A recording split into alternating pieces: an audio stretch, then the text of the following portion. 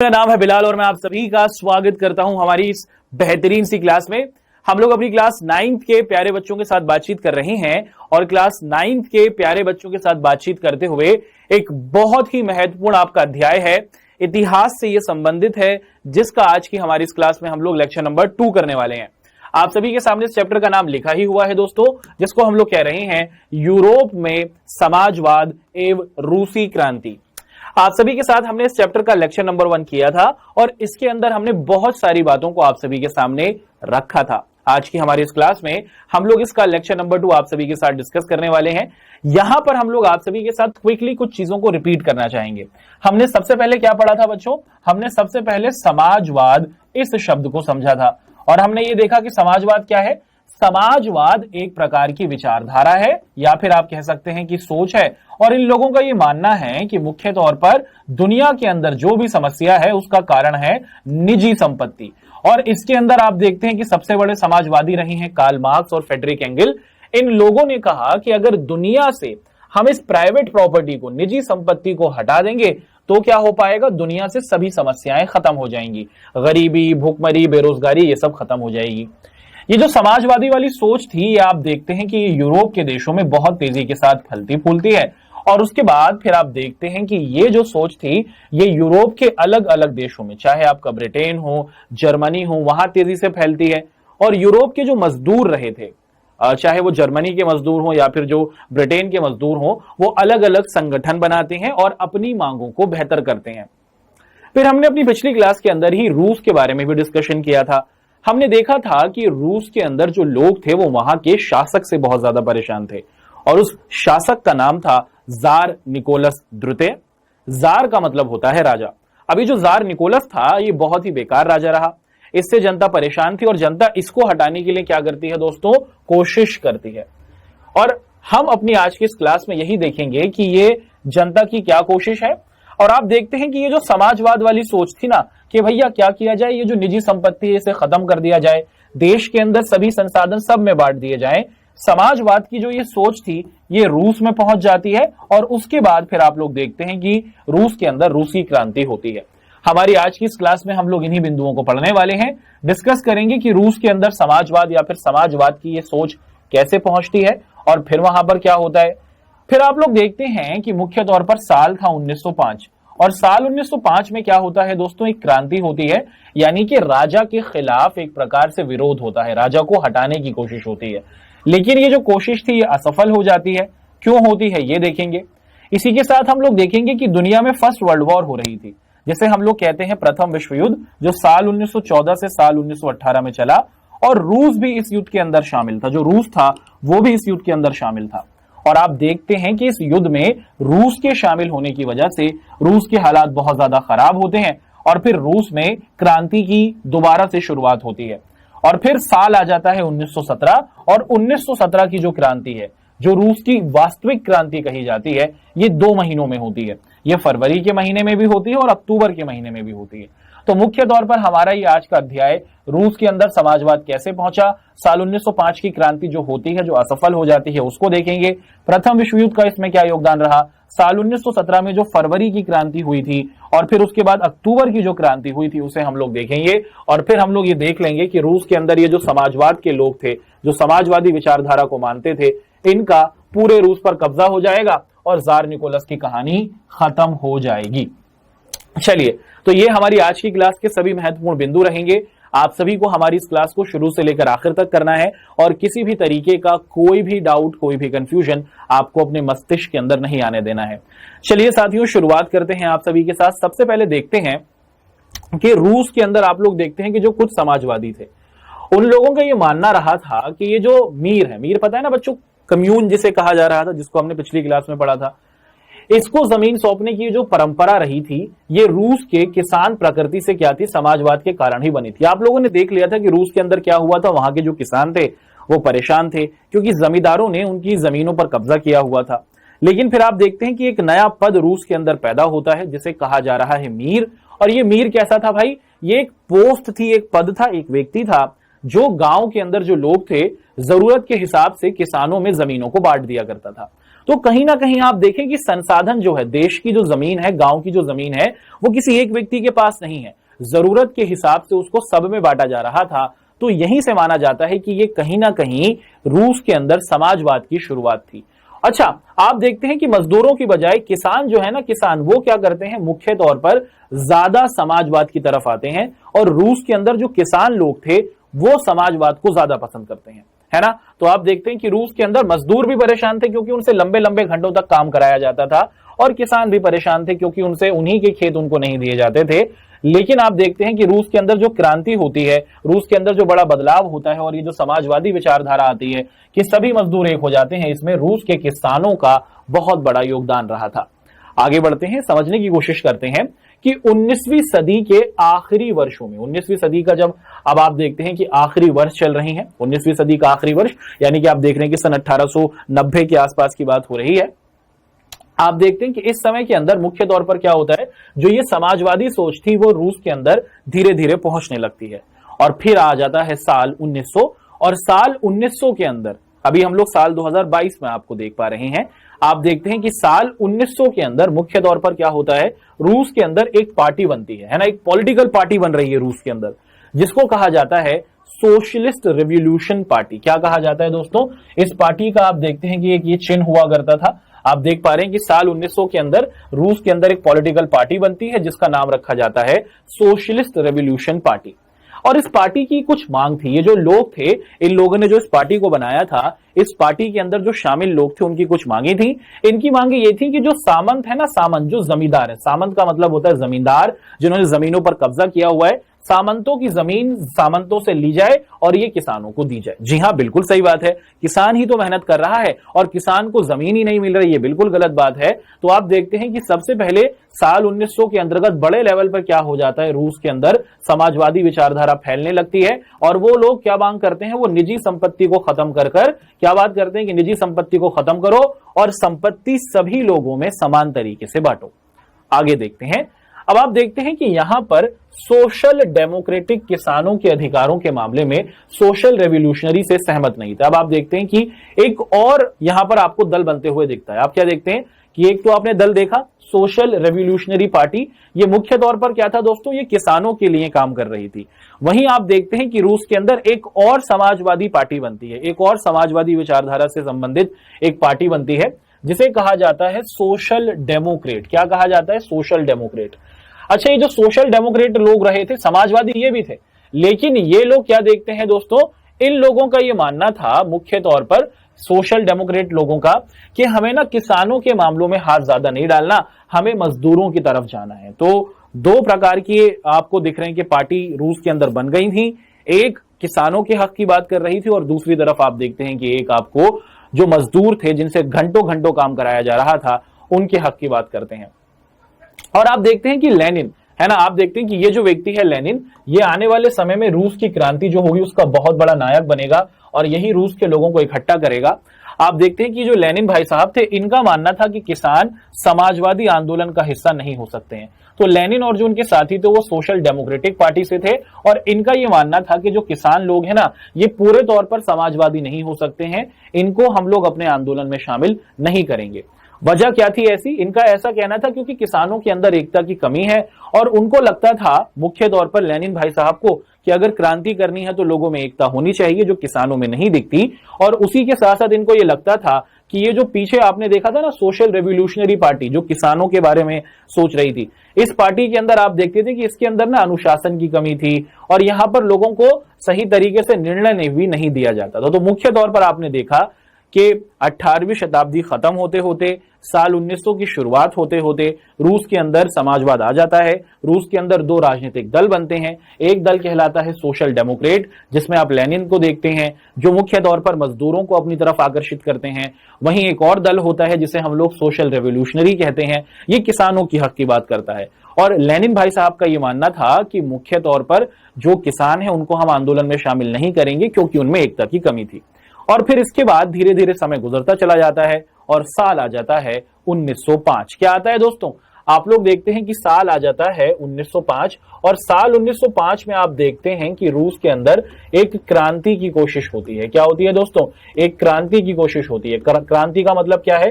क्रांति का मतलब है कि बदलाव। आप देखते हैं कि साल 1905 में रूस का जो राजा है जार निकोलस, उसके खिलाफ जनता इकट्ठी हो जाएगी और जार निकोलस को हटाने की कोशिश यहां पर आप लोग देखते हैं कि की जाएगी। आप देखते थी कि पार्लियामेंट के प्रति आप देखते हैं कि रूस के अंदर ना पार्लियामेंट भी हुआ करती थी। पार्लियामेंट मतलब कि मंत्रियों का समूह जो किया करता था, राजा पे क्या करता था बच्चों? राजा को कहीं ना कहीं समझाया करता था कि कैसे देश को चलाना है। लेकिन ये जो जार निकोलस था भैया, ये निरंकुश था। निरंकुश का मतलब क्या होता है? जिस पर अंकुश ना लगाया जा सके, है ना, जिस पर अंकुश ना लगाया जा सके। ये सर्वशक्तिशाली था। आप देखते थे कि मुख्य तौर पर जार निकोलस रूस के अंदर सर्वशक्तिशाली था। जिस तरीके के ये कानून बनाना चाहता, जिसको सजा देना चाहता, जिसको मारना चाहता, वो कर देता। कोई उसको रोक नहीं सकता था, कोई उससे सवाल नहीं पूछ सकता था कि तुम ऐसा क्यों कर रहे हो। अगर आप ऐसा पूछते तो वो आपको मरवा देता था। तो उस पर किसी का डर नहीं था, जार निकोलस पर किसी का अंकुश नहीं था, वो निरंकुश बन गया था। निरंकुश का मतलब जिसको रोका ना जा सके। और आप देखते हैं कि इसी समय के अंदर रूस में दो राजनीतिक दल बन चुके थे। एक तो था सोशल डेमोक्रेट जो मजदूरों वाले पार्टी थी, और एक था सोशल रेवोल्यूशनरी जो किसानों के संदर्भ में बात कर रही थी। अब आप देखते हैं कि मुख्य तौर पर परेशान तो दोनों ही थे रूस के अंदर, चाहे आपके मजदूर लोग हो या फिर आप लोग देखते हैं कि चाहे आपके किसान लोग हो, परेशान तो दोनों ही थे। और राजा किसी की सुनता नहीं था, राजा निरंकुश था। आप देखते हैं कि यहां पर साल आ जाता है 1905 और 1905 के अंदर क्या हो जाता है कि जो मजदूर लोग रहे और जो किसान लोग रहे और इनसे संबंधित ये जो दोनों राजनीतिक दल रहे, ये आंदोलन करते हैं और ये मांग करते हैं कि भाई राजा को ना अंकुश में लाना होगा। राजा को क्या करना होगा? जनता क्या करती है दोस्तों? मांग करती है। आप देख पा रहे हैं जनता सड़कों पर आती है और यहां पर क्या किया जाता है दोस्तों? आप लोग देखते हैं कि यहां पर मांग की जाती है। मांग का मतलब क्या है कि यहां पर यह कहा जाता है कि देश को किससे चलाया जाए? देश को ना संविधान से चलाने की जरूरत है। संविधान का मतलब देश कानून से चलेगा, राजा अपनी मर्जी से कानून को नहीं बना सकता। और इसी के साथ आप देखते हैं कि साल 1905 में आप देखते हैं कि मुख्य तौर पर क्या हो जाता है, बड़े लेवल पर रूस के अंदर आंदोलन शुरू होते हैं, जिसके अंदर लोगों की ये मांग थी कि देश में संविधान को लाया जाए। और जो मुस्लिम इलाके हैं, रूस के वो क्षेत्र जहां पर मुस्लिम लोग रहा करते थे, हमने रूसी साम्राज्य को देखा था, उसके अंदर आप देखते हैं कि मुस्लिमों के अंदर जो जदीदी लोग होते हैं वो भी क्या करते हैं, तो मुस्लिम लोग भी आपको दिखता है कि इस समर्थन के अंदर आ जाते हैं, क्योंकि वो अपने धर्म के अंदर, जो मुस्लिम समुदाय के जदीदी लोग थे, वो इस्लाम के भी अंदर थोड़ा बदलाव लाना चाह रहे थे। तो मुस्लिम लोग आ जाते हैं, किसान आ जाते हैं और आपको दिखता है मजदूर भी इसमें शामिल होने लगते हैं। और इनकी ये मांग होती है मुख्य तौर पर कि देश में संविधान को लाया जाए और जार निकोलस को कानून के दायरे में रखा जाए और उसको जवाबदेह बनाया जाए। आगे क्या होगा? अब आप देखते हैं कि रूस के अंदर मुख्य तौर पर साल 1905 की जो क्रांति है वो वहां के मजदूरों से संबंधित है। साल था 1905 और साल 1905 में आप लोग देखते हैं कि रूस के जो ये मजदूर थे, इनके लिए ना ये साल बहुत मुश्किलों से भरा हुआ था। क्यों ऐसा था? क्योंकि जो खाने पीने की सामान था ना दोस्तों, उसकी कीमतें बहुत ज्यादा बढ़ गई थी। लोगों की जो आमदनी थी, जो भी वो कमाते थे, एक महीने में वो जितना कमा रहे थे या फिर एक दिन में वो जितना कमा रहे थे, उससे पेट भरने को भी अनाज उनको नहीं मिल पा रहा था। देश में पूरे रूस के अंदर आप देखते हैं कि खाने पीने की चीजें बहुत तेजी के साथ महंगी होती जा रही थी और वो इतनी महंगी हो जा रही थी कि जो व्यक्ति था वो जितना कमाता था वो सारा क्या था दोस्तों, सारे मजदूर अपनी कमाई का सारा हिस्सा सिर्फ खाने पर ही खर्च कर रहे थे। और इसी के साथ आप देखते हैं कि कीमत तो, महंगाई तो बढ़ती जा रही है, लेकिन जो लोगों की आमदनी है वो घटती जा रही है। तो जो मजदूरों के मालिक थे, जो फैक्ट्रियों के मालिक थे, उन्होंने क्या किया? उन्होंने मुख्य तौर पर आपको दिखता है कि जो उनकी सैलरी थी उसको भी काटना शुरू कर दिया। महंगाई बढ़ती चली गई, मजदूरों की सैलरी कम होती गई। और इसी बीच आप देखते हैं कि मजदूरों ने क्या किया? अब अपने संगठन बनाने शुरू किए। मजदूरों ने अपने ग्रुप्स बनाने शुरू किए। उनका ये सोच थी मजदूरों की कि अगर हम इकट्ठे रहेंगे तो हम लोग अपनी बातें अपने फैक्ट्री मालिकों से और उसी के साथ साथ हमारा जो ये राजा है इससे मनवा सकते हैं। तो धीरे धीरे रूस के अंदर जो मजदूर लोग सबसे ज्यादा रहे साल 1905 के आसपास, वो आपको परेशान होते हुए दिखते हैं। अब यहां पर हम देखते हैं असेंबली ऑफ रशियन वर्कर्स, एक ग्रुप बनाया जाता है रशिया के अंदर, रूस के अंदर। जो आपको मजदूर लोग दिखते हैं ये एक संगठन बना लेते हैं जिसे कहा जाता है असेंबली ऑफ रशियन वर्कर्स। मजदूरों का एक ग्रुप है जिसको आप देखते हैं कि साल 1904 में बनाया जाता है और इस ग्रुप के लोग आप यहां पर देख पा रहे हैं। अब क्या होता है, ये सभी मजदूर लोग हैं जो साल 1904 में एक अपना ग्रुप बनाते हैं जिसे कहा जाता है असेंबली ऑफ रशियन वर्कर्स। और इसके अंदर क्या होता है बच्चों, ये लोग मांग कर रहे थे कि जो आप हमारी सैलरी काट रहे हैं ना, आप हमारी तनख्वाह काट रहे हैं 20%, इस तनख्वाह को कम ना करें और हमें हमारी सैलरी को थोड़ा बढ़ाएं। ये मजदूरों की बिल्कुल सही मांग थी। अब क्या हुआ कि इसी ग्रुप से जुड़े हुए, इसी संगठन से जुड़े हुए, असेंबली ऑफ रशियन वर्कर्स से जुड़े हुए आप देखते थे कि 4 सदस्य थे। इन 4 सदस्यों को क्या कर दिया गया, इन 4 सदस्यों को इनके फैक्ट्री मालिकों ने निकाल दिया।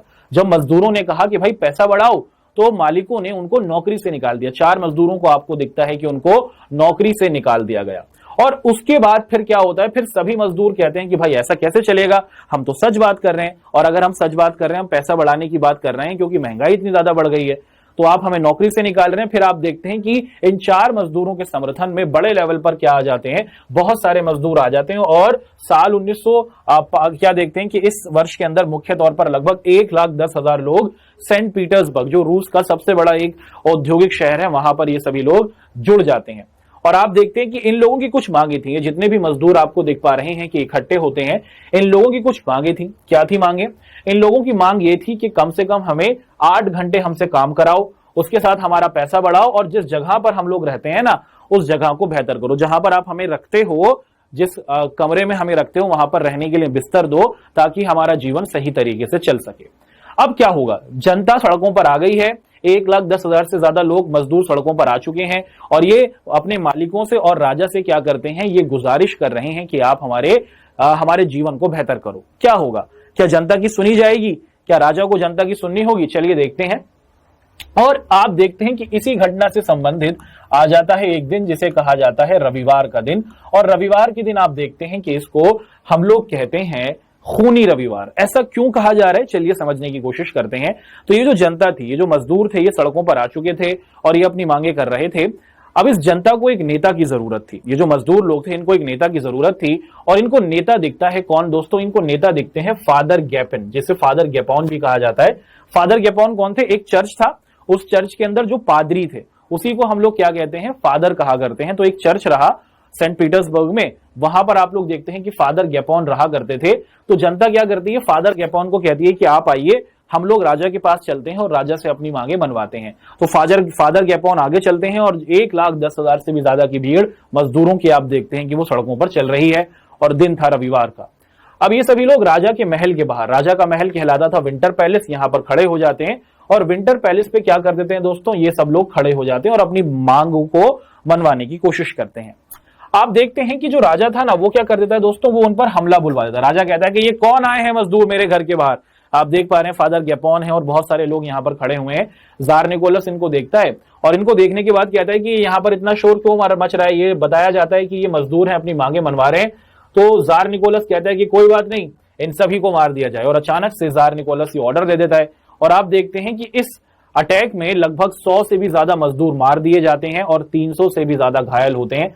क्योंकि ये घटना रविवार के दिन हुई थी और इसमें बड़े लेवल पर आप देखते हैं कि लोगों की जान गई थी, बहुत खून बहा था। इसीलिए इस घटना को इतिहास में खूनी रविवार के नाम से जाना जाता है। क्या कहा जाता है इसे? हम लोग इतिहास में खूनी रविवार या फिर ब्लडी संडे के नाम से जानते हैं। तो इसी को हम लोग साल 1905 की क्रांति भी कहते हैं, या फिर इसको हम लोग खूनी रविवार वाली घटना भी कहते हैं, जो एक प्रकार से जनता का विरोध था। जनता की अपनी मांगे थी, लेकिन आप देखते हैं कि जो राजा रहा उसने जनता की मांगों को खत्म कर दिया।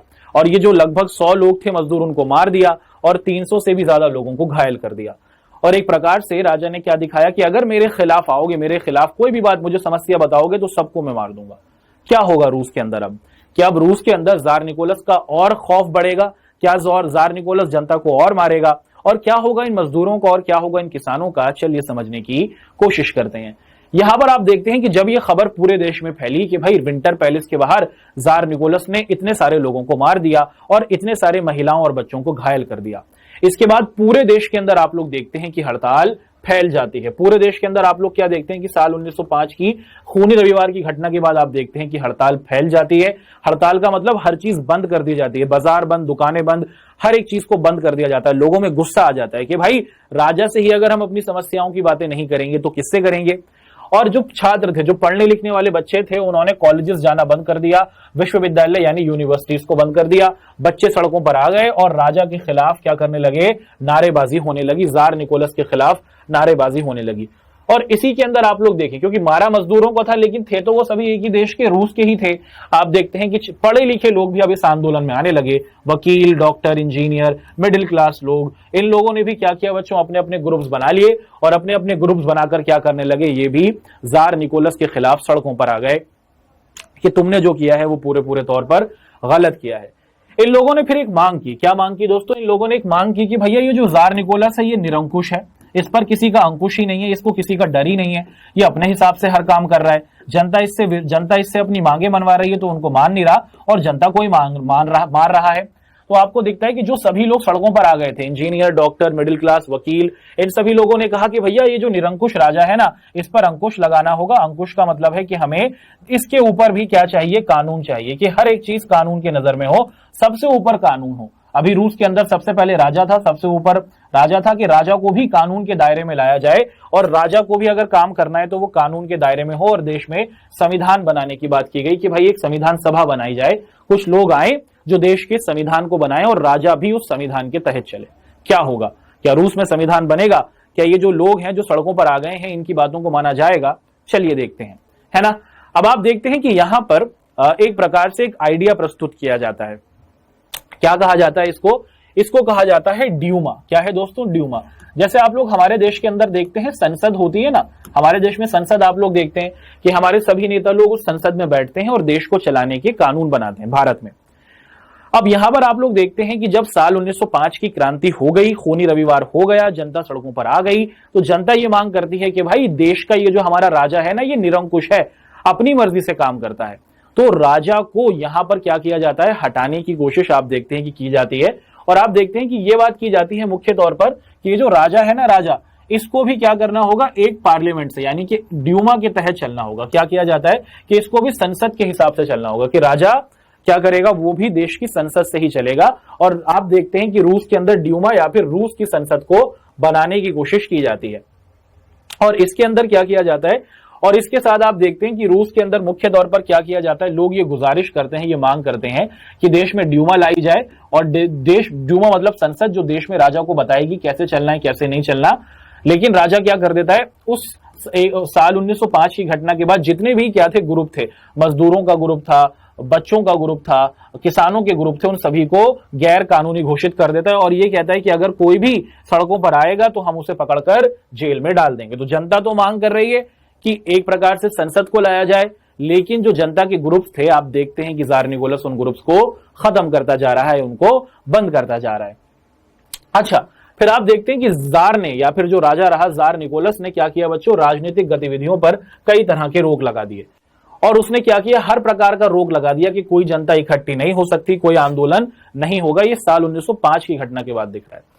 अच्छा, फिर आप देखते हैं कि धीरे धीरे समय गुजरता चला जाता है और उसने क्या किया कि उसने इस बात को मानने के लिए वो तैयार हुआ कि चलो भैया, आप लोग क्या कर रहे हो, आप लोग ये चाहते हो, जनता का विरोध ज्यादा था, तो उसने कहा कि आप लोग चाहते हो ना कि एक ड्यूमा बन जाए, यानी कि एक समूह बन जाए जो मुझे बताए किस तरीके से काम करना है।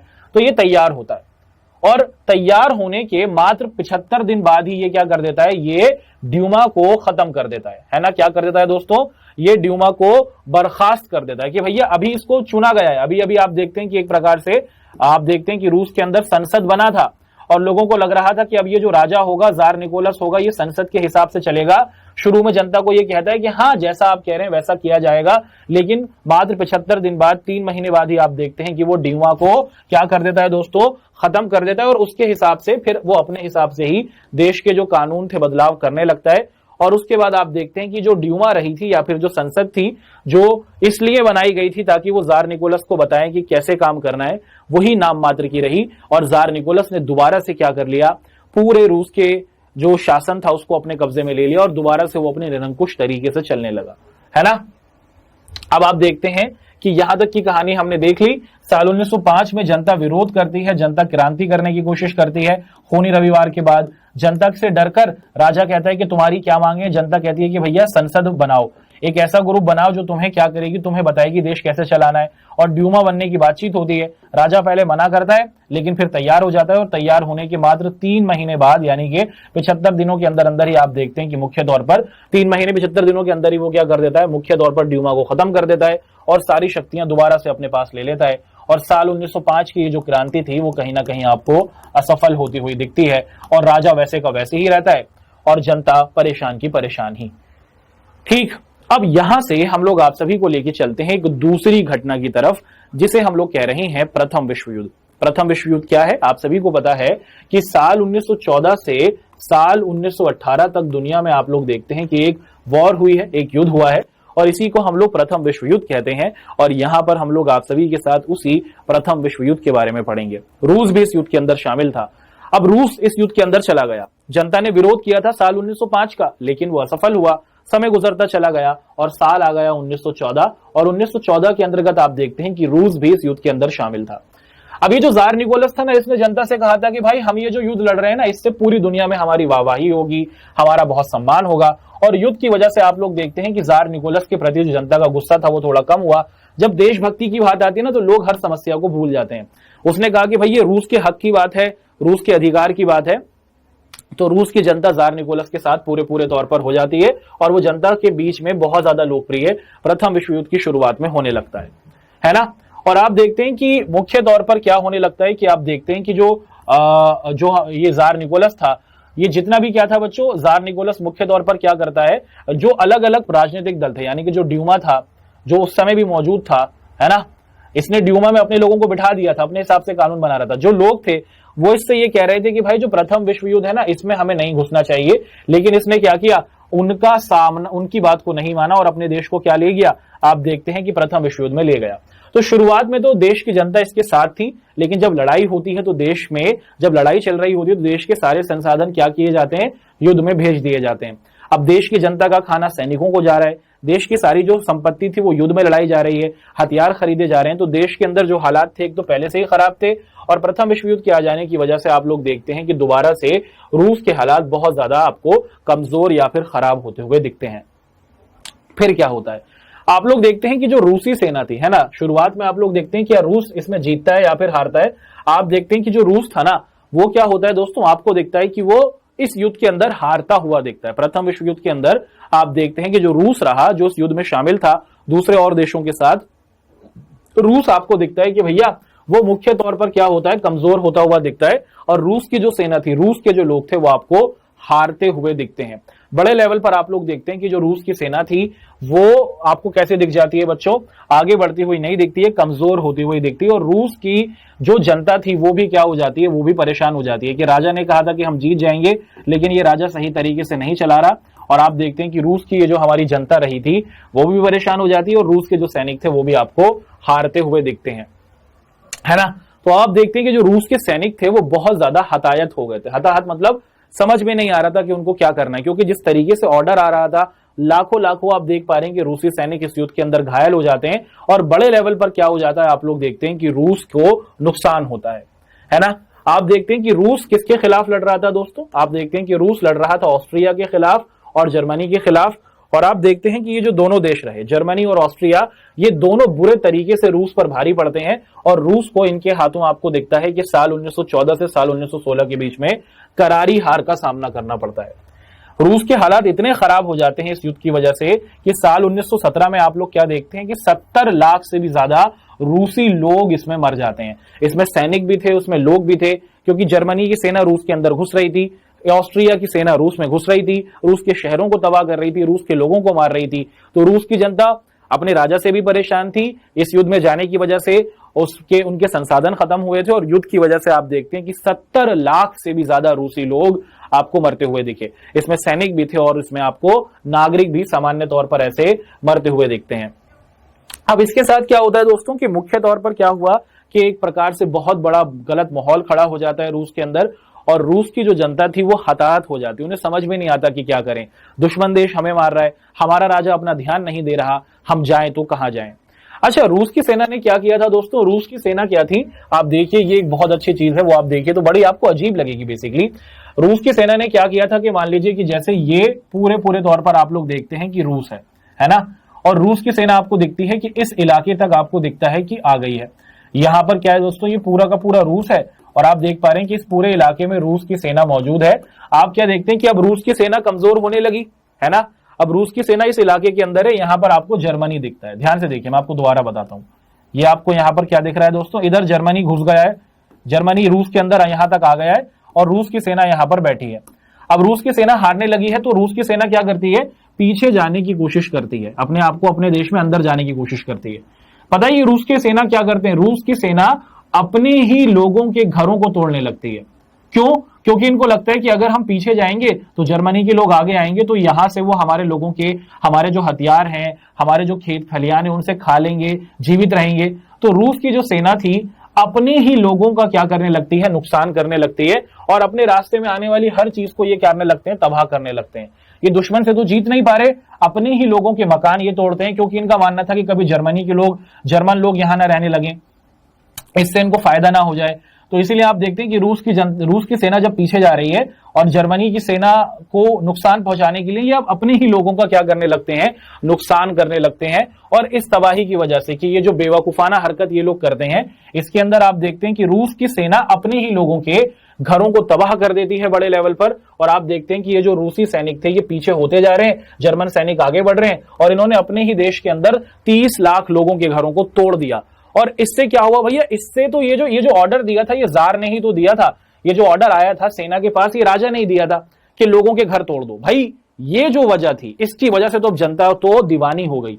आप देखते हैं कि जब ये ऑर्डर आया और लोगों के घर तोड़ दिए गए और लोगों का नुकसान हो गया, लोगों के खेत खलिहान जला दिए गए, आप देखते हैं कि बड़े लेवल पर यहां पर जो जार निकोलस का लोग पहले समर्थन कर रहे थे साल 1914 में, अब उनको समझ में आया कि भैया हमने गलत आदमी का साथ दे दिया। और यहां पर आप लोग देखते हैं कि राजा की जो छवि थी वो पूरे तौर पर नुकसान में चली जाती है। और अब कैसा होने लगता है, अब आप देखते हैं जो सैनिक थे ना, इनको भी समझ में आ रहा है भाई दुश्मन जर्मनी है, हम जर्मनी को नुकसान पहुंचाने की बजाय अपने ही लोगों को मार काट रहे हैं, अपने ही लोगों के घर तोड़ रहे हैं। तो जर्मनी की रूस की जो सेना थी, उन लोगों को भी ये समझ में आने लगता है कि हम गलत कर रहे हैं। और अब रूस की सेना के अंदर आप देखते हैं, रूस के अंदर रूस की सेना, रूस के सैनिक, रूस की जनता, ये हर कोई क्या होने लगा, इनके दिल में गुस्सा भरने लगा है जार निकोलस के प्रति। और अब जो जार निकोलस का होगा वो बहुत खतरनाक है ना। आप क्या देखते हैं कि जार निकोलस का जो होगा वो बहुत खतरनाक है। अब देखिए प्रथम विश्व युद्ध चल ही रहा था, साल 1917 तक आपने देख लिया कि 30 लाख लोग मर चुके हैं, 70 लाख लोग मर चुके हैं, 30 लाख लोगों के घर तोड़ दिए गए। भाई 30 लाख लोग, सोच ही नहीं सकते कितने लोग होंगे। अगर आप कल्पना करें कितनी लंबी भीड़ होगी, आप कल्पना कीजिए। अब इसी वजह से आप देखते हैं कि ये विश्व युद्ध चल रहा था, प्रथम विश्व युद्ध। इसकी वजह से आप देखते हैं कि जो रूस का उद्योग था या फिर जो रूस के कारखाने थे, उन पर भी बहुत ज्यादा क्या पड़ता है दोस्तों, असर पड़ता है। रूस के अंदर आप देखते हैं कि युद्ध की वजह से सारे के सारे बिजनेस और व्यापार बंद पड़ जाते हैं। और आप क्या देख लेते, तो जो जर्मनी था ना, जर्मनी वो क्या कर लेता है, जर्मनी ये कह देता है कि भैया पहले जो रूस था ना, वो यूरोप के दूसरे देशों के साथ अपना सामान बेचता था। जर्मनी कब्जा कर लेता है बाल्टिक सागर पर कि भैया अब ये हमारा हो गया, यहां से कोई भी रूस का जहाज नहीं जाएगा। और जर्मनी क्या कर देता है, पूरे तौर पर रूस को कमजोर करने की कोशिश करता है। और रूस के आप क्या देखते हैं कि जो रूस के अंदर कारखानों में बनने वाले सामान थे, अब वो तेजी से क्या होने लगे, खराब होने लगे, क्योंकि कोई उनको खरीद ही नहीं रहा था। और उसी के साथ साथ आप देखते हैं कि साल 1916 तक आते आते जो रेलवे लाइन थी वो भी खराब होने लगी, क्योंकि बमबारी हो रही है देश के ऊपर। और इसी वजह से आप लोग देखते हैं कि देश की रेलवे लाइन खत्म हो गई, देश के लोगों के खाने खत्म हो गए, 30 लाख लोगों के घर तोड़ दिए गए, लोगों की फसलें जला दी गई और उसी के साथ 70 लाख लोग मर गए। तो रूस के अंदर हालात बहुत ज्यादा खराब हो गए थे। और इस सभी का जिम्मेदार अगर कहा जाए तो जार निकोलस था, क्योंकि वही रूस को विश्व युद्ध के अंदर लेकर चला गया था।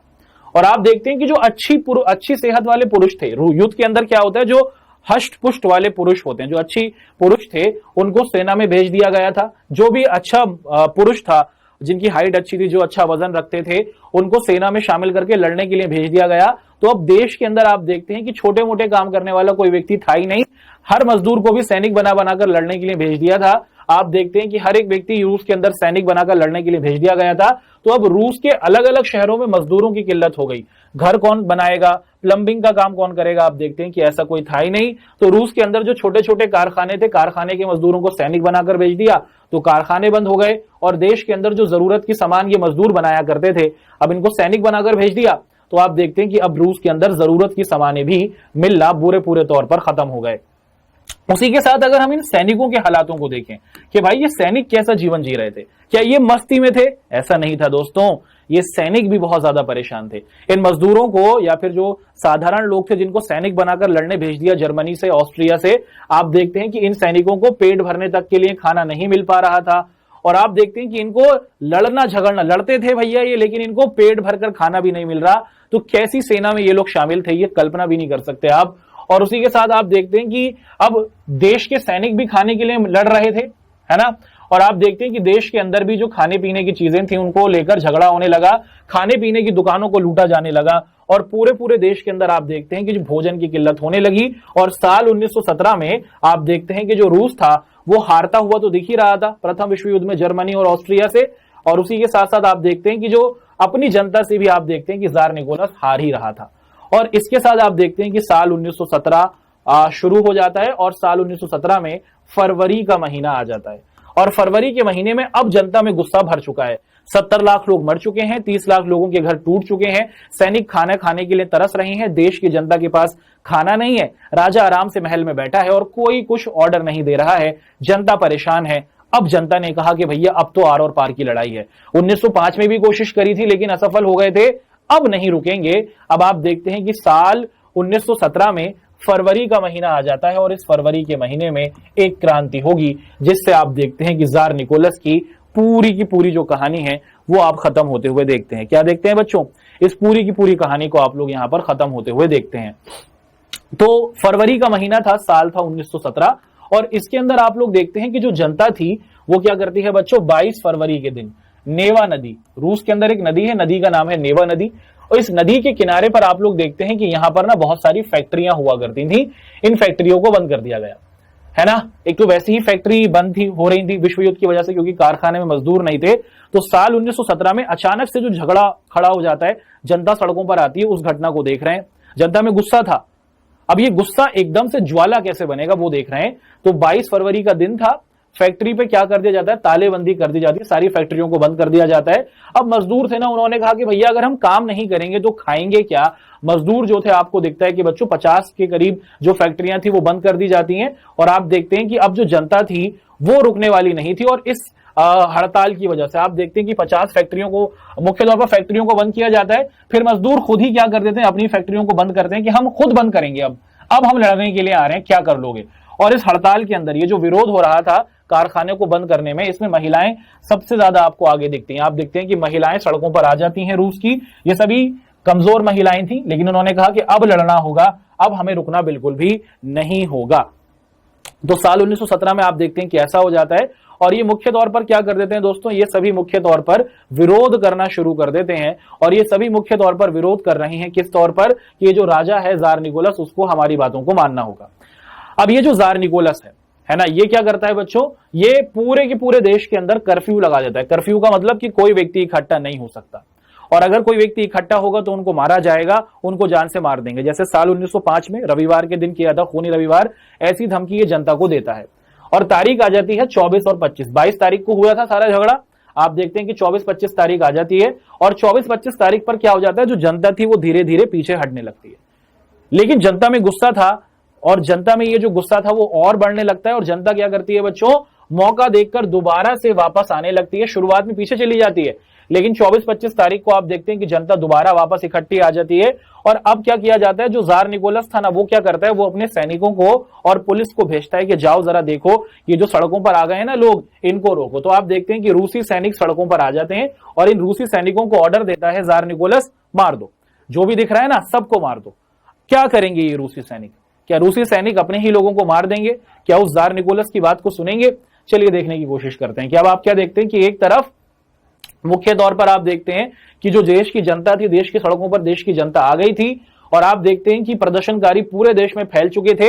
रूस के पूरे साम्राज्य के अंदर आप देखते हैं कि जनता सड़कों पर आ चुकी थी, और जो ड्यूमा थी, ड्यूमा मतलब जो राजा को राय दिया करता था संसद, उसे भी खत्म कर दिया गया था, है ना, राजा ने उसे भी खत्म कर दिया। जनता पुलिस मुख्यालय पर, जो पुलिस के ऑफिस थे, उस पर भी हमला करती है, और आप देखते हैं कि बड़े लेवल पर क्या हो जाता है बच्चों, झगड़ा होने लगता है, और बड़े लेवल पर आप देखते हैं कि चीजें होने लग जाती हैं।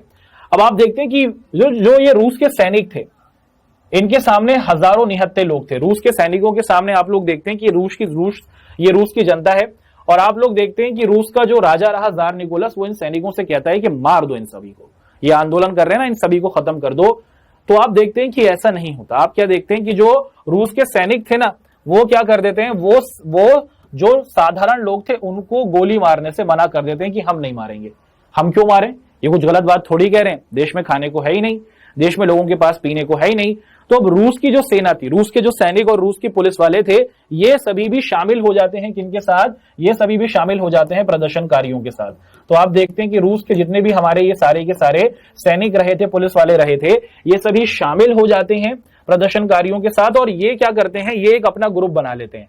रूस के पुलिस वाले, रूस के सैनिक लोग मिलकर एक ग्रुप बना लेते हैं, है ना, 27 फरवरी को साल 1917 में, जिसे क्या कहा जाता है, जिसे मुख्य तौर पर पेट्रोग्राद सोवियत कहा जाता है। तो एक पेट्रोग्राद जगह है रूस के अंदर, वहां पर सारे के सारे जो पुलिस वाले थे और जो सेना के लोग थे वो इकट्ठे हो जाते हैं और ये सभी अब प्रदर्शनकारियों के साथ मिल गए। तो अब राजा अकेला पड़ गया भाई। राजा के साथ आप देखते हैं कोई भी नहीं, राजा की रक्षा करने वाले सैनिक भी, पुलिस वाले भी प्रदर्शन करने को शुरू हो गए। अब राजा का क्या होगा? अब जार निकोलस का क्या होगा? 28 फरवरी आ जाती है दोस्तों, और 28 फरवरी के दिन जार निकोलस से मिलने के लिए एक ग्रुप जाता है। जो प्रदर्शनकारी थे उनका एक ग्रुप जार निकोलस से मिलने के लिए जाता है। हमारी मांगों को सुन लो, अभी भी वक्त है। ये बातें होती हैं। और क्या होता है फिर? सेना क्या देती है? जो पुलिस वाले थे, जो सेना थी, वो राजा को राय देती है कि भाई जनता आ गई है सड़कों पर, सेना भी चली गई है जनता के साथ, पुलिस वाले भी चले गए, क्या होगा तुम्हारा? जनता की मांगों को मान लो। और फिर आप देखते हैं कि 2 मार्च के दिन क्या हो जाता है? 1917 2 मार्च के दिन आप देखते हैं कि जो राजा था जार निकोलस, वो सत्ता छोड़ने को तैयार हो जाता है। क्या हो जाता है? आप देखते हैं कि फिर साल 1917 में ये जो जार निकोलस था, जिसका निरंकुश वाला राज चला करता था, जिसका ये जो राजतंत्र था, आप देखते हैं कि जार निकोलस की कहानी यहां पर आप देखते हैं कि खत्म होती है। और फरवरी 1917 की क्रांति के बाद जनता कहीं ना कहीं सफल होती है। और आप देखते हैं कि जो जार निकोलस था, जिसने साल 1905 में जनता को मारा था, और उसके बाद आप देखते हैं कि साल 1917 में जब पुलिस वाले भी इसके खिलाफ आ गए, सेना भी इसके खिलाफ आ गई, जनता भी आ गई, तो इसको जनता के आगे गिरना पड़ा। और साल 1917 में ये क्या करता है? ये तैयार होता है कि भाई मैं जा रहा हूं। ठीक है, अब देखिए जार निकोलस को तो उसके पद से हटा दिया। जार निकोलस कह रहा है कि मैं हट जाता हूं अपने पद से। और अब फिर देश को कैसे चलाया जाएगा? तो अब फिर यह तय होता है कि भैया ड्यूमा का मतलब क्या है? कि जो देश की संसद है ना, वो क्या करेगी? एक सरकार बना लेगी कुछ समय के लिए। फरवरी की क्रांति के बाद, ध्यान से सुनिएगा, फरवरी की क्रांति के बाद यह तय होता है कि मुख्य तौर पर राजा तो खत्म हो गया, राजा की कहानी खत्म, इससे सारी शक्तियां छीन ली गई। अब देश को चलाने के लिए एक अंतरिम सरकार बनेगी। अंतरिम सरकार का मतलब देश के अंदर ही कुछ लोग होंगे जो देश को क्या करेंगे? देश को चलाएंगे। और ये अंतरिम लोग ही क्या करेंगे? देश का शासन चलाएंगे। और अब यहां से हम लोग समझने की कोशिश करेंगे कि मुख्य तौर पर फरवरी के बाद क्या होता है और फरवरी के बाद का क्या सीन है, उसको समझने की कोशिश यहां पर हम लोग करते हैं। ठीक है मित्रों, शुरुआत करते हैं कि भैया अब ये जो अंतरिम सरकार बनती है, अंतरिम सरकार का मतलब क्या है? आप देखते हैं कि जार निकोलस तो चला गया, जार निकोलस के जाने के बाद ये जो अंतरिम सरकार बनती है, जो कुछ लोग इसमें शामिल होते हैं, इनको ये बोला जाता है कि भैया सही तरीके से हमें कानून बनाने होंगे देश को लेकर। और जितने भी सार्वजनिक, क्योंकि जार निकोलस ने ये कह दिया था कि कोई प्रदर्शन नहीं हो सकता, सभी संगठनों को खत्म कर दिया था, तो आप देखते हैं कि जितने भी संगठनों पर प्रतिबंध लगाए गए थे उनको हटा लिया गया। अब क्या होता है? देश के अंदर मुख्य तौर पर क्या किया जाता है? एक लोकतांत्रिक तरीका लाने की कोशिश की जाती है। आप क्या देखते हैं कि सोवियत का मतलब क्या है दोस्तों?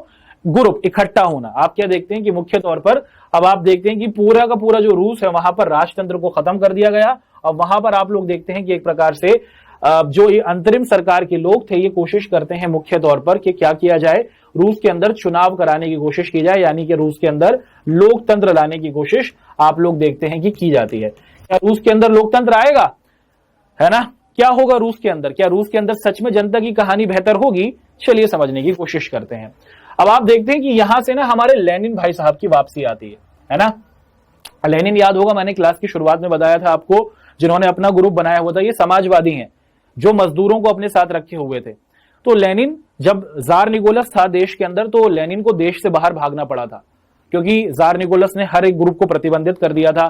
तो जब देश के अंदर आप लोग देखते हैं कि देश की जनता ने जार निकोलस को हटा दिया और देश के अंदर आप देखते हैं कि अब अंतरिम सरकार बनती है, उसी समय आप लोग देखते हैं कि क्या होता है बच्चों? साल 1917 में लेनिन की भी रूस के अंदर वापसी होती है। और ये वापस जब आते हैं लेनिन भाई साहब, तो क्या करते हैं दोस्तों? 3 मांगे रखते हैं। अप्रैल के महीने में आप लोग देखते हैं कि अप्रैल के महीने में लेनिन भाई साहब वापस आ जाते हैं रूस के अंदर, और ये 3 मांगों को रखते हैं अप्रैल के महीने में, और इन्हें ही अप्रैल थीसिस कहा जाता है। 3 बातें जिनको कहा जाता है।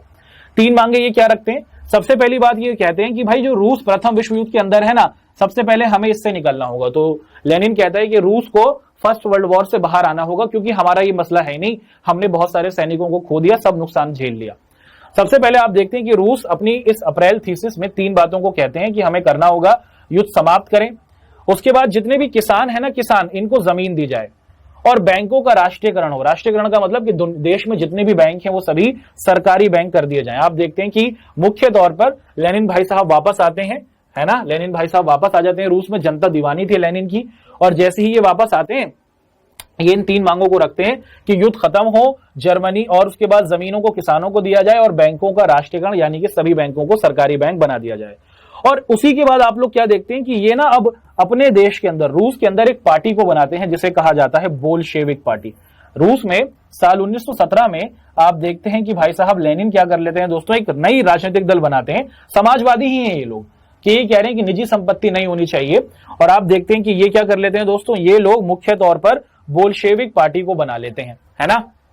और ये जो बोल्शेविक पार्टी थी, जो लेनिन की ये पार्टी थी, ये मुख्य तौर पर क्या थी बच्चों, ये मौका देख रहे थे कि ये जो लोकतंत्र है ना, लोकतंत्र में क्या होता है दोस्तों, लोकतंत्र में ये कहा जाता है कि निजी संपत्ति रख सकते हैं, कोई व्यक्ति प्राइवेट प्रॉपर्टी रख सकता है, वो जितना बड़ा घर रखना चाहे रख सकता है। लेकिन समाजवाद में ऐसा नहीं होता। समाजवाद में निजी संपत्ति को खत्म किया जाता है और देश की सभी संपत्ति को सब में बराबर बांटा जाता है। तो समाजवादी जो थे, जो लेनिन के साथी थे, उनको लोकतंत्र बिल्कुल पसंद नहीं आ रहा था। जो आप देखते हैं कि जार निकोलस के जाने के बाद रूस में लाया जा रहा था, तो ये लोग सोच रहे थे कि भैया हमें भी एक क्रांति करनी होगी। तो अब आप देखिए साल 1917 के बाद मुख्य तौर पर ये जो अंतरिम सरकार थी ना, जो लोकतंत्र को लाने की कोशिश कर रही थी जार निकोलस के जाने के बाद, अब इसके खिलाफ भी एक नया ग्रुप खड़ा हो जाएगा रूस में, जो लेनिन के मार्गदर्शन में खड़ा होगा। और लेनिन भाई साहब क्या करेंगे, लेनिन के दिमाग में आ गया था कि हमें इस लोकतंत्र के समर्थकों को हटाना होगा और पूरे रूस के अंदर क्या करना होगा, हमें समाजवाद को स्थापित करना होगा। और फिर आप लोग क्या देखते हैं, फिर आप लोग देखते हैं कि मुख्य तौर पर गर्मी धीरे धीरे बढ़ने लग जाती है। फरवरी के बाद, सर्दी के बाद धीरे धीरे गर्मी आने लगती है। और आप देखते हैं कि अधिकतर जो लोग थे, जो मजदूर लोग थे, जो किसान लोग थे, लेनिन उनको तैयार करता है कि भैया लोकतंत्र में फायदा नहीं होगा, समाजवाद में फायदा होगा, हम सभी को हर चीज समान बांट देंगे, हमारे साथ आओ। तो आप देखते हैं कि जो जार निकोलस के बाद नई सरकार बन रही थी, अंतरिम सरकार लोकतंत्र वाली, लोग उसको पसंद नहीं करते। और लेनिन के कहने पर आप लोग देखते हैं कि लोग लेनिन की सोच की तरफ बढ़ने लगते हैं। लेनिन के साथ आप देखते हैं कि बहुत सारे लोग जुड़ते चले जाते हैं और 500 लोग क्या हैं, आप देखते हैं कि मुख्य तौर पर लेनिन के ग्रुप में एक बड़े लेवल पर क्या करते हैं, लेनिन के साथ शामिल हो जाते हैं। अब फिर क्या होगा, यहां से अब हम लोग देखते हैं कि मुख्य तौर पर आगे की कहानी किस परिप्रेक्ष्य में आपको होती हुई दिखती है। आप देखते हैं कि मुख्य तौर पर ये जो बोल्शेविक लोग थे, है ना बच्चों, ये जो बोल्शेविक लोग थे, ये जो समाजवादी लोग थे, लेनिन की पार्टी थी, इनका दबदबा पूरे तौर पर पूरे रूस के अंदर बढ़ने लगता है। और ये जो अंतरिम सरकार के लोग थे, जो लोकतंत्र को पसंद करते थे, इनको अब कम लोग पसंद कर रहे थे। फिर क्या होता है दोस्तों, समय आ जाता है साल 1917 में ही जुलाई का, और जुलाई के महीने में क्या हो जाता है, जो समाजवादी लोग थे ना, इस अंतरिम सरकार से, जार निकोलस के जाने के बाद ये जो अंतरिम सरकार के लोग थे, ये देश को चला रहे थे लोकतंत्र के हिसाब से, कोशिश कर रहे थे। और लोकतंत्र अब ना तो रूस के मजदूरों को, ना ही रूस के किसानों को पसंद आ रहा था। तो अब आप देखते हैं कि अब इन्हीं के खिलाफ, अंतरिम सरकार के खिलाफ बड़े तौर पर क्या होता है बच्चों, विरोध किया जाता है। क्या किया जाता है, बड़े तौर पर आप देखते हैं कि विरोध किया जाता है। और ये जो बोल्शेविक लोग हैं, ये जो समाजवादी लोग हैं, लेनिन के साथी हैं, ये पूरे देश में किसानों को, मजदूरों को इकट्ठा करते हैं। और ये सभी देश में क्या कर देते हैं, किसानों मजदूरों को इकट्ठा कर क्या कर लेते हैं दोस्तों, तैयार करते हैं एक और क्रांति के लिए। पहले की जो फरवरी की क्रांति आपने देखी, उस क्रांति के अंदर आप देखते हैं कि जार निकोलस को हटाया गया और अंतरिम सरकार को लाया गया, लोकतंत्र को लाने की कोशिश की गई। लेकिन धीरे धीरे समाजवादी लोग, लेनिन आ जाते हैं वापस, और वो बताते हैं कि समाजवाद से ही रूस चलेगा। किसान, मजदूर, महिलाएं, सब लोग लेनिन के साथ चले जाते हैं। और अब ये लोग क्या करेंगे भैया, अब ये लोग मुख्य तौर पर क्या करेंगे, अंतरिम सरकार को ही खत्म करेंगे। जो ये लोकतांत्रिक सरकार बन रही थी ना, इसको क्या किया जाता है, समाप्त करने की कोशिश आप देखते हैं की जाती है। लेनिन भाई साहब को डर था, लेनिन जो थे, इनका मानना था कि जो अंतरिम सरकार है ना, ये तानाशाही ना बन जाए, यानी कि ये सभी दलों को खत्म ना कर दे। इसलिए आप देखते हैं कि 15 अक्टूबर को साल 1917 में, फरवरी में हुई है क्रांति इसी साल में, अब आप देखते हैं कि 15 अक्टूबर साल 1917 में मुख्य तौर पर क्या होता है कि पूरे रूस के अंदर अक्टूबर क्रांति की शुरुआत हो जाती है। और ये जो आप देखते हैं कि अंतरिम सरकार थी ना, इस अंतरिम सरकार का भी एक नेता हुआ करता था जिसका नाम था लियोन त्रोत्स्की। क्या नाम था दोस्तों, आपके सामने इसका चित्र भी रख देते हैं। ये जो व्यक्ति है, जब जार निकोलस चला गया था तो पूरे रूस को जो चला रहा था लोकतांत्रिक तरीके से, इसका नाम था तेरेंस्की। ये जो तेरेंस्की था ना, इसको क्या किया जाता है, इसको पकड़ने की कोशिश समाजवादी लोग करते हैं। आप क्या देखते हैं 24 अक्टूबर तक आते आते ये जो प्रधानमंत्री केरेंस्की था, इसको क्या किया जाता है दोस्तों, इसको समझाया जाता है, इसको पकड़ने की कोशिश की जाती है। तो जार निकोलस जा चुका है फरवरी में, उसको पद से हटा दिया गया है, वो जेल में बैठा हुआ है। और आप देखते हैं कि यहाँ पर ये जो अंतरिम सरकार के लोग थे, जो लोकतांत्रिक तरीके से देश को चला रहे थे, इनको भी क्या कर लिया जाता है, अब इनके खिलाफ समाजवादी लोग आ चुके हैं। अब ये क्या होता है, ये देखते हैं भैया अंतरिम सरकार के लोग, लोकतांत्रिक समर्थक केरेंस्की के, भैया पूरे देश में मुख्य तौर पर आंदोलन हो रहा है, तो ये सेना को बुलाता है। और मुख्य तौर पर क्या हो जाता है दोस्तों, आप लोग देख लेते हैं, ये जो समाजवादी लोग थे या फिर जो लेनिन के साथी थे, जिन्हें हम लोग बोल्शेविक भी कह रहे हैं, लेनिन के साथी हुए या फिर बोल्शेविक लोग हुए, ये पूरे के पूरे रूस के ऊपर क्या कर लेते हैं, कब्जा कर लेते हैं। और विंटर पैलेस जहां पर राजा रहा करता था, बाद में ये रह रहे थे, इसको भी अपने कब्जे में कर लेते हैं। और पूरे लेवल पर आप लोग क्या देख लेते हैं, जो पूरा का पूरा रूस था, उसके अंदर आप लोग देखते हैं कि मुख्य तौर पर किनका कब्जा हो जाता है दोस्तों। आप देखते हैं कि हर एक प्रकार से रूस के अंदर जो ये अंतरिम सरकार के नेता थे, इनको पकड़ लिया जाता है, मंत्रियों को बंदी बना लिया जाता है, और जितने भी मंत्री थे इनको विंटर पैलेस पर क्या कर दिया जाता है, रखा जाता है। और जो विंटर पैलेस था, इसमें बमबारी भी होती है। और बड़े लेवल पर आप देखते हैं कि जो समाजवादी थे, उनका कहीं ना कहीं आप लोग देखते हैं कि कब्जा हो जाता है। समाजवादी मतलब लेनिन, लेनिन का मतलब बोल्शेविक लोग। तो ये जो बोल्शेविक लोग थे, बोल्शेविक पार्टी थी, ये लोकतंत्र को पसंद करने वाले लोगों को हटाती है और रूस के अंदर क्या करती है, अक्टूबर के महीने में पूरे तौर पर क्रांति लाने की कोशिश करती है। क्या करती है, पूरे तौर पर क्रांति लाने की कोशिश करती है। और दिसंबर तक आते आते आप देख लेते हैं कि रूस के बड़े बड़े शहर नहीं, रूस का आप देखते हैं कि सेंट पीटर्सबर्ग हुआ, मास्को हुआ, पेट्रोग्राद हुआ, जितने भी बड़े बड़े शहर थे, आप देखते हैं कि उस पर जो रूस के ये जो समाजवादी लोग थे, लेनिन के जो साथी थे, उनका कब्जा हो जाता है। और ये जितने भी नेता थे अंतरिम सरकार में, ये समर्पण कर देते हैं कि माई बाप हमको नहीं मारना। तो आप देख लेते हैं कि पूरे तौर पर जो ये सैनिक थे, ये पहुंच जाते हैं विंटर पैलेस पर, और यहां पर जो समाजवादी लोग थे, ये पूरे तौर पर कब्जा कर लेते हैं। और अब पूरे देश पर आप लोग देखते हैं किनका कब्जा हो जाता है दोस्तों, आप देखते हैं कि अब सिर्फ समाजवादियों का ही कब्जा हो जाता है, लेनिन का ही कब्जा हो जाता है। आगे की कहानी में क्या होगा, अब यहां से हम लोग आगे की कहानी को समझने की कोशिश करते हैं कि लेनिन ने तो कब्जा कर लिया है, अब लेनिन कैसे चलाएंगे रूस को। और लेनिन या फिर ये जो बोल्शेविक पार्टी है, अक्टूबर के महीने तक आते आते इन्होंने कब्जा कर लिया है। अक्टूबर के महीने में क्रांति शुरू हुई, दिसंबर तक आते आते पूरा का पूरा रूस अब लेनिन का हो चुका है, लेनिन के समाजवादियों का हो चुका है, या फिर लेनिन की पार्टी बोल्शेविकों का हो चुका है। और लोकतंत्र के ये जो समर्थक थे, ये कहीं ना कहीं आपको कमजोर होते हुए दिखते हैं। अब फिर क्या होगा दोस्तों, अब देखते हैं कि लेनिन भाई साहब जब पूरे देश के अंदर कब्जा कर लेते हैं, तो फिर ये क्या करते हैं दोस्तों, आप देखते हैं कि ये साल 1917 में नवंबर के महीने में ही सबसे पहले क्या करते हैं, जितने भी कारखाने थे, उद्योग का मतलब जितने भी कारखाने थे या फिर जितने भी बैंक थे, उनको क्या कर देते हैं, सरकारी कर देते हैं। कि जितने भी बैंक होंगे, जितने भी कारखाने होंगे, वो देश की सरकार संभालेगी, या फिर मुख्य तौर पर लेनिन या फिर उनकी बोल्शेविक पार्टी संभालेगी। कितना काम तय होगा, कितने घंटे काम कराने हैं, हर एक काम का क्या होगी, रकम तय की जाएगी। आप देखते हैं कि जो जमीन थी ना, जमीन, ये कह दिया गया कि देश के अंदर जो जमीन है वो समाज की है, कोई व्यक्ति ये नहीं कह सकता कि ये मेरी प्रॉपर्टी है। समाजवादियों ने कब्जा कर लिया और अब वो समाजवादी अपने तरीके से चलाएंगे। उन्होंने कह दिया कि अब देश के अंदर देश की जो प्रॉपर्टी है वो देश की सरकार की है, किसी एक व्यक्ति की नहीं है। कोई व्यक्ति ये नहीं कह सकता कि ये 500 बीघा हमारे दादा की है, ऐसा नहीं होगा। अब देश के अंदर जो संपत्ति है उसे देश की घोषित कर दिया गया। जमींदारों ने जो किसानों की जमीनों पर कब्जा किया हुआ था, वो वापस किसानों को देने की बात की गई कि हर किसान को एक अच्छे लेवल पर क्या किया जाएगा, जमीनों का मालिक बनाया जाएगा, क्योंकि किसानों ने असली मेहनत की थी इस आंदोलन के अंदर। और उसी के साथ साथ आप लोग देखते हैं कि बहुत सारे ना रूस के अंदर जो बड़े बड़े अमीर लोग थे, अमीर लोग क्या करते हैं, बड़े बड़े घर बनाते हैं, है ना। इतने बड़े बड़े घर होते हैं भैया जिसमें 5 लोग रह रहे हैं।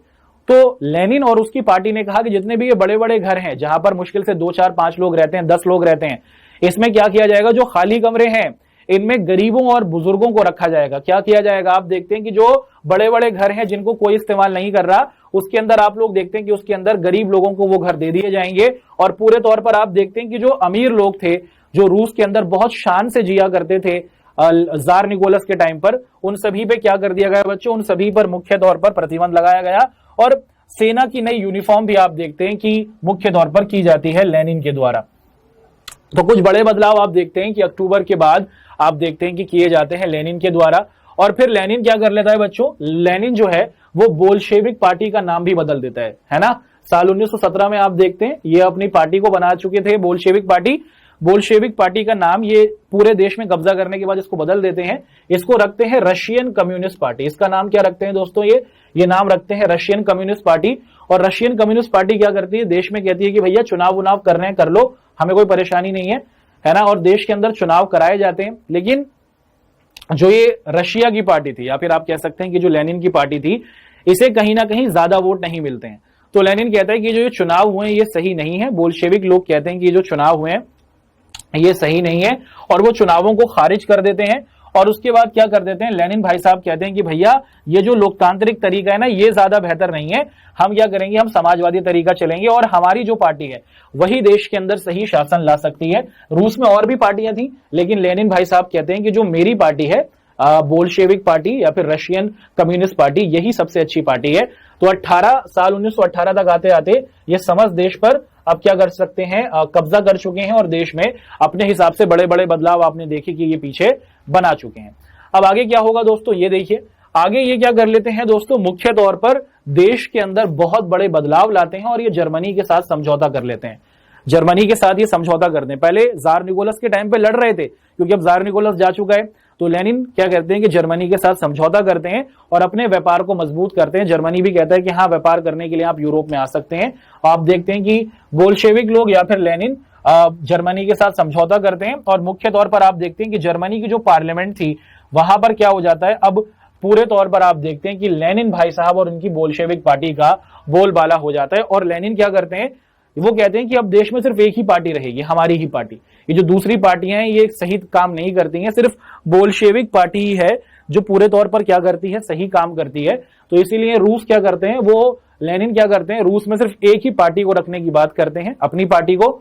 और उसी के साथ वो कहते हैं कि अगर कोई हमारी पार्टी की आलोचना करेगा या फिर हमारी आलोचना करेगा तो उसको सजा भी दे देंगे। तो थोड़े थोड़े तो अच्छे काम कर रहे थे, लेकिन धीरे धीरे आप देखते हैं कि ये भी तानाशाही की तरफ जाने लगते हैं। और उसके बाद आप देखते हैं कि जो बहुत से लोग थे जो लेनिन को शुरू में पसंद कर रहे थे, लेकिन जब वो ऐसे छोटी छोटी बात पर पुलिस लोगों को पकड़वाने लगते हैं, तो जो लोग थे वो लेनिन से डरकर दूसरे देशों में भागने लगते हैं। और बड़े तौर पर आप देखते हैं कि रूस के अंदर ये सभी खेल होने लगता है। बढ़ते हैं आगे। आज की क्लास में क्या पढ़ा, हमारी आज की क्लास में हमने मुख्य तौर पर रूस में समाजवाद कैसे आया, साल 1905 की क्रांति, साल 1917 की क्रांति। साल 1917 में भी आपने 2 महीनों की क्रांति देखी। हमने फरवरी की क्रांति के बारे में पढ़ा और अक्टूबर की क्रांति के बारे में पढ़ा। आगे बढ़ते हैं दोस्तों, आज की इस 1 मिनट रिवीजन से आपको लेके चलते हैं क्विज के क्वेश्चन की ओर। पहला सवाल है कि रूसी इतिहास में निम्न में से किस क्रांति को खूनी रविवार के नाम से भी याद किया जाता है। 4 ऑप्शंस हैं, जल्दी से आपको सही ऑप्शन को चूज करना है।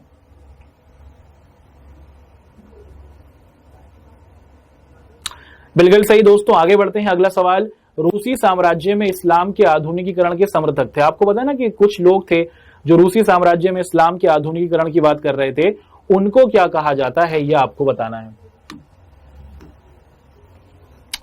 तो ये तो हमारी आज की क्लास के क्विज के क्वेश्चंस रहे। आंसर देखते हैं। रूस के अंदर जो साल 1905 में जो क्रांति हुई थी उसे ही हम लोग खूनी रविवार की क्रांति कहते हैं, जो एक असफल क्रांति हो गई थी, है ना दोस्तों, पढ़ा है हमने आज ही। वो लोग जो रूसी साम्राज्य में थे और इस्लाम में आधुनिकीकरण करना चाहते थे, थोड़ा बदलाव करना चाहते थे, उनको जदीदी कहा जाता था। ऑप्शन सी सही है। आज की क्लास के होमवर्क के क्वेश्चंस आपको आपका ये जो ऐप है वहां पर आपको जो होमवर्क वाला ऑप्शन है वहां पर मिल जाएंगे। तो जरूर अपने होमवर्क को करें और अपने आप को इस चैप्टर के संदर्भ में मजबूत करें। आगे बढ़ते हैं मित्रों, डिस्कस करते हैं कि अपनी अगली क्लास में हम लोग क्या करेंगे। यहां तक हमने देख लिया कि अक्टूबर के आते आते रूस पर लेनिन और उसकी बोल्शेविक पार्टी ने कब्जा कर लिया है। अब मुख्य तौर पर हम लोग ये देखेंगे कि साल 1920 के बाद रूस में क्या होगा। क्या रूस एक शक्तिशाली देश बन पाएगा, क्या ये समाजवादी रूस को सही तरीके से चला पाएंगे। और लेनिन की कहानी यहां पर खत्म होगी, लेनिन के बाद एक और बड़ा नेता रूस में आएगा, उसकी कहानी को डिस्कस करेंगे। आशा है कि आपको हमारी ये क्लास पसंद आई हो। आप लोगों से मुलाकात करेंगे अगली क्लास में। धन्यवाद।